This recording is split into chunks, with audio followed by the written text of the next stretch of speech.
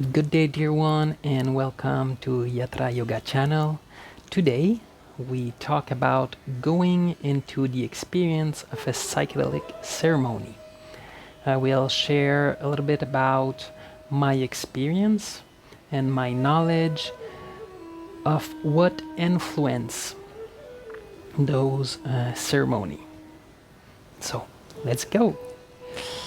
There is something that is used often and in most circle to describe the two main aspects that will have an influence on the consumption of psychedelic substance, no matter if it's in ceremony or elsewhere. We use the same aspect. And those two elements are set and setting. So this is mainly what I will talk about in this video. A little history about how important set and setting can be for a psychedelic experience. Back in the day, the famous Timothy Leary, which if you don't know, I invite you to check out his writing, check out his talk. Very interesting. Timothy Leary said that the psychedelic substance is not what will give the transcendental experience. The psychedelic substance is a key that will open gates and doors inside oneself to access the transcendental and the mystic experience. But what will affect, what will allow for this experience, for the transcendental, for the mystical experience, is the set and setting. So, what is the set and setting? The set is a shortening of mindset. And when we talk about mindset, it's the mind has the whole human being that one person is incarnating, playing in this moment of his life. Not only the thought, but the whole mind, the whole projection, the whole archetype, the whole persona of this human being. There is, for me, 6 basic things in that which we will call set. The first one is the intention. Why do you go into this experience? Why do you want to go? What is your intention? To be aware of that will have an influence. Is it to understand yourself? Is it to understand the world, the meaning? Is it for some healing? Is it for traveling and other reality? So what is the intention? What are you asking your own self? And what are you asking the universe, which is the same?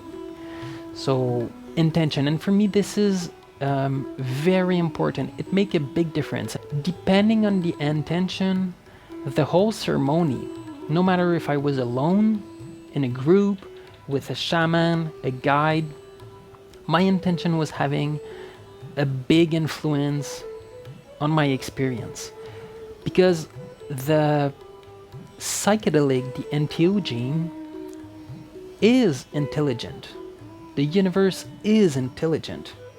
So when the intention is clear, when we are clear with ourselves, with the universe, with all that is, then we can receive what we ask for.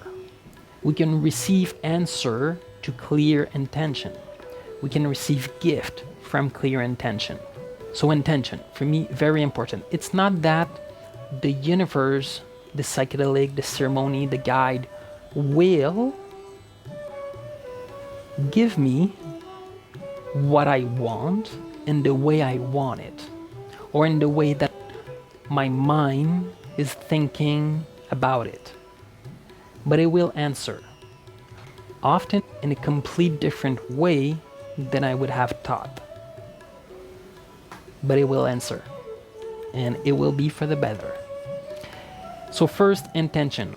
Why do one go into a ceremony? And the more that intention comes from my heart, the more powerful will be the answer, the gift, the feedback. The more will come from my heart, the more powerful it will be. Intention. Second, mental state and thought. What is my mental state? What are my thoughts when I go into that ceremony?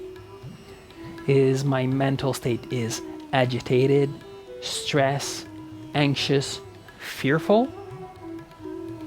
Or is my mindset is trust, confidence, openness,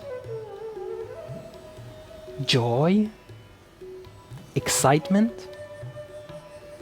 And I can choose that mental state.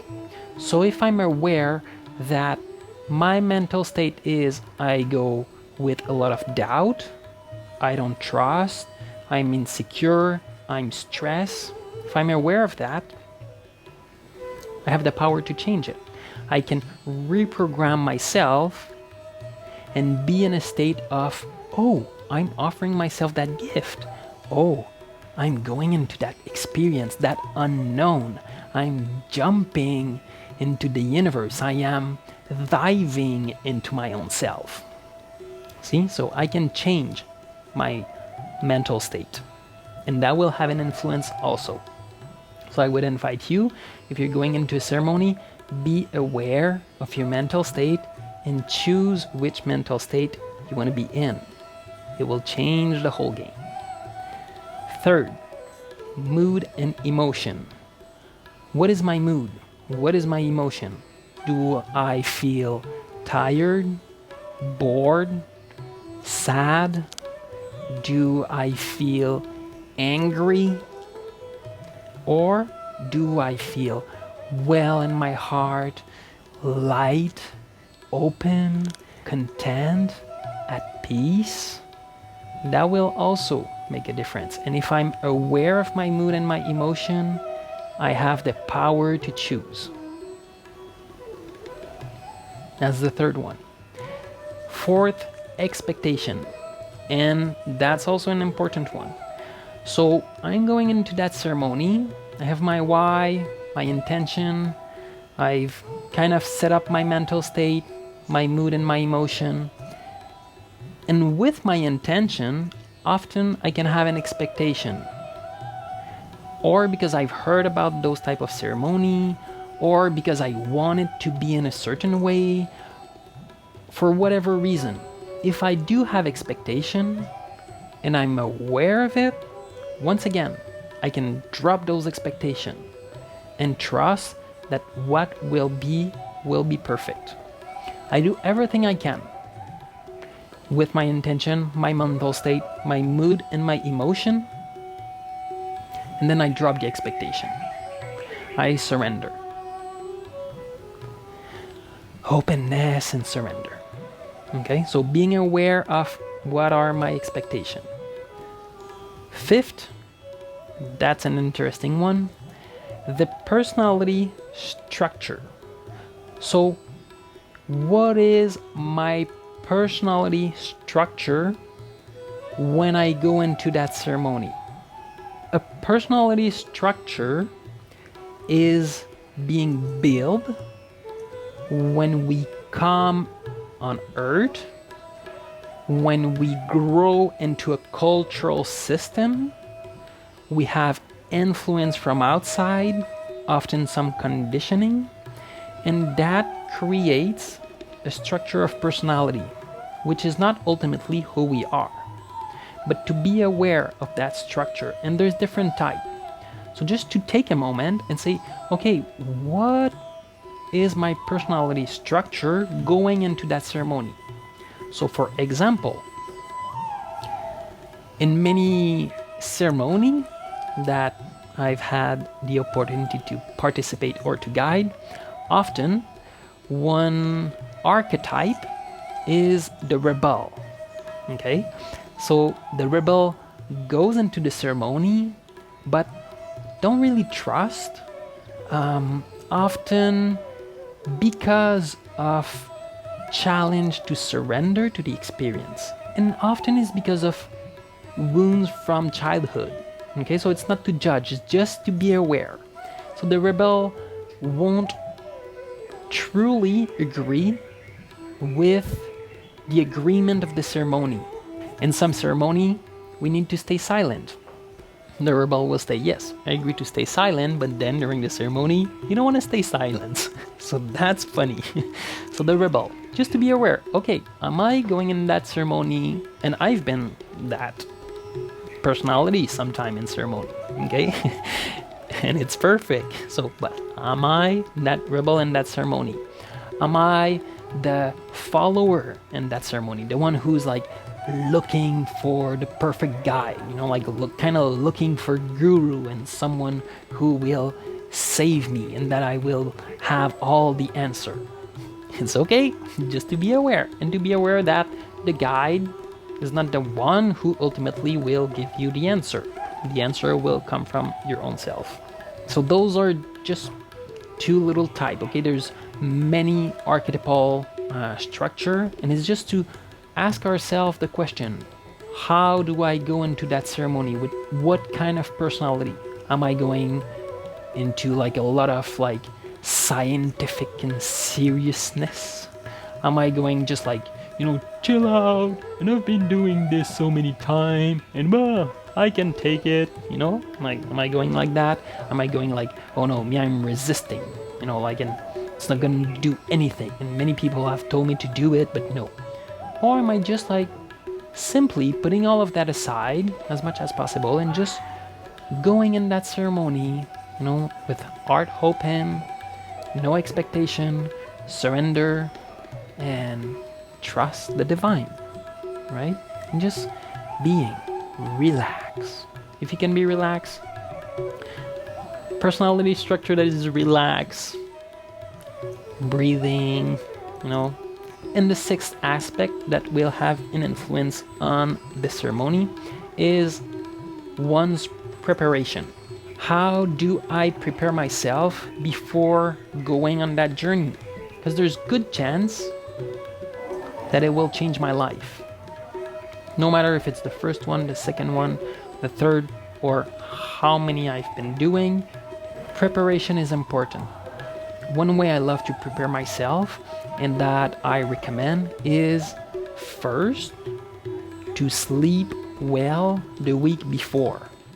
Because psychedelic ceremony will have what we call a body load.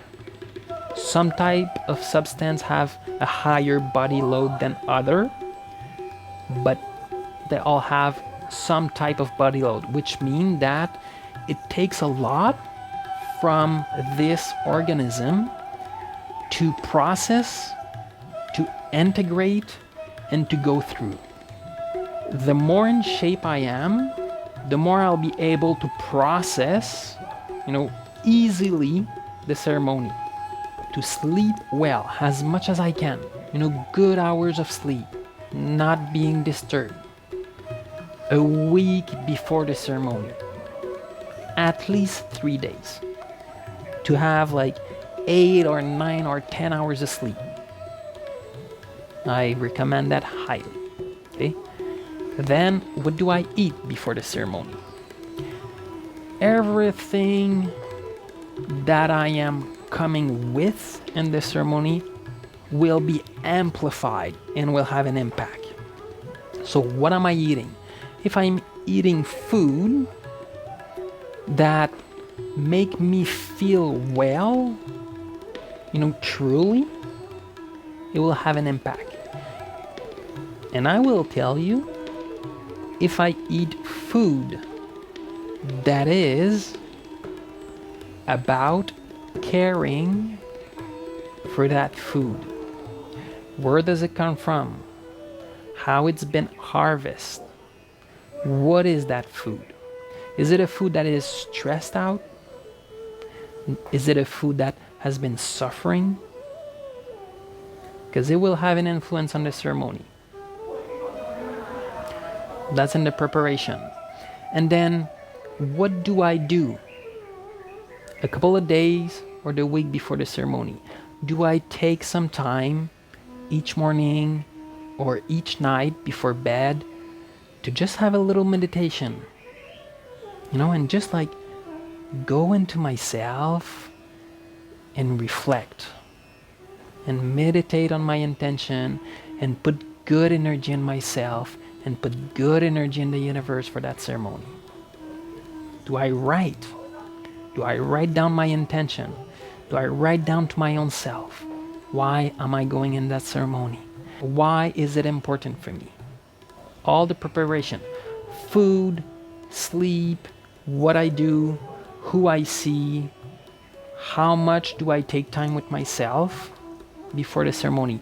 How much time in nature do I spend before the ceremony? In a park, going for a walk, breathing fresh air, just to start to connect with, this big tapestry that we live in. So 6 important aspects of the set, of the mindset, which are all in your control, 100%. You can have a big influence on your ceremony with how you come in the ceremony. Second aspect is the setting, the outer environment, the physical. And in that aspect, there is for me 9 main elements. Let's go. First one, the place. Where is the ceremony happening? Is it outside? Is it inside? Is it in a house, private, a center, in a park, like in nature? It will all have an influence on the ceremony. Having an inside container in a ceremony, for me, with guide, will allow for a journey that is more about the inner self, the inner journey. So going inside, because there's a container, there's no too many distraction, then it allows me more to go deep inside, to discover who am I from the inside. Okay, to travel time, space, and dimension inside. If it's outside, then it's more about discovering who am I and my relationship with the environment from the outside, connecting with the tree, with the bird, but from the outside, from the senses that we are more used to in some way. Of course, it will be different. It will be a lot different. But still, into an inside environment, there's a lot of sensation. The senses are really engaged. But it's really different. So, the place. The weather will have an impact. Is it rainy, sunny, cloudy? What is the weather? If I'm inside, no matter the weather, it will be perfect. If I'm outside, the weather will have a greater impact. So it happened to me that I was outside and it was snowy. It was pretty cold and it did have a big influence on my journey. After the weather, the third thing is the team. What is the team? Who is the team? Is there a team or not? So you have the guide, of course, but is there a team or is there only a guide? Often what they do in therapeutic session is that there's 2 persons at least. I would always go in a ceremony where there is at least a team of 2 persons, the guide and at least 1 other person. And there's many reasons for that. Okay, so is there a team? Yes or no? I would invite you to go in ceremony where there is at least 2 people. And then the guide. Who is the guide? Do I know him or not? Have I heard about him or not? What's the experience of this guide? And I can ask questions, I can do some research, I can look at what is my own feeling. Can I talk with the guide before the ceremony? Do I need to talk with the guide before the ceremony or not? Sometimes yes, sometimes no. This only I know. But who's the guide? 5 other people. Are they other people? Am I alone? Am I with my family, my friends? I can't always know. Sometimes I don't know who are the other people. Just to be aware, it's okay. It might have a little influence, and the best way for me is to, in some way, dissociate with the other people. In the ceremony, we will all be connected in some way. But as much as I can, to try to, when I arrive in a ceremony, not put tags on other people, drop the judgment, and just be centered. Just come from a centered place with openness.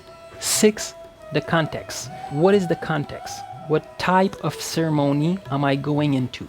There's many types, and I prefer some type of ceremony. Some other people prefer some other type of ceremony with different type of music, different type of instrument. Is it a music that I love, that I relate to, or I don't know, and I go and I'm open? Is it live music or soundtrack? It will have a different impact. I did many ceremony with soundtrack, and it was great. I did many ceremony with live music, and it was great. Sometime with soundtrack, it was not that great. Sometime with live music, it was not that great. And it's okay, and I'm happy I've had the experience of both. So it will be different with live music or soundtrack. Both can be absolutely amazing. 7, the preparation of the ceremony. Is there preparation before? A couple of minutes, a couple of hours, of days? Is there preparation, and what it is? What I would recommend is that a good meditation is the least before going in a ceremony. A good meditation where the group will sit together, maybe share intention, put an object on an altar, be with the leader, with the guide, or with the shaman, and just be all there together and meditate. Come into silence, breathe, and relax. This is for me the minimum to go in a ceremony. It can be enough. If I go in a longer retreat where we will have ceremony, then of course the preparation is longer and will have a different impact. 8, the integration. Is there an integration after the ceremony? With the guide and the team? Only with the team? Only with the guide? Is there an integration of some type right after the ceremony, or the next day, or a couple of hours after? Having some type of integration is always appreciated. It make a difference, no matter if it's with the guide or with the team, it make a difference. I'm happy to have a space where I can sit in circle with people and share my experience, to listen to the experience of other, will already start to process the ceremony and to put pieces of the puzzle together, which is not always easy sometimes. So having an integration after the ceremony is something I personally really enjoy and find beneficial. And 9, follow-up. Is there any possibility of follow-up after the ceremony with the team or with the guide? Is there a possibility that I ask question? Is there an opportunity to write to the team and to have response? Or the ceremony is over and we cut the link and that's it, that's all, which is okay. But for me to have the possibility to reach out if I need is something I appreciate. So the follow-up. It's not like I don't need them to write me, but just to know that the channel is open, and if I need, I can reach out. And I'm good with that personally. If you need to have a follow-up, then it's important that you know that, so that you go into a setting that will offer a follow-up. It's all about how much I take responsibility, putting myself into that experience. How much am I aware of my own self, of the set, and of the setting, and how much do they fit together?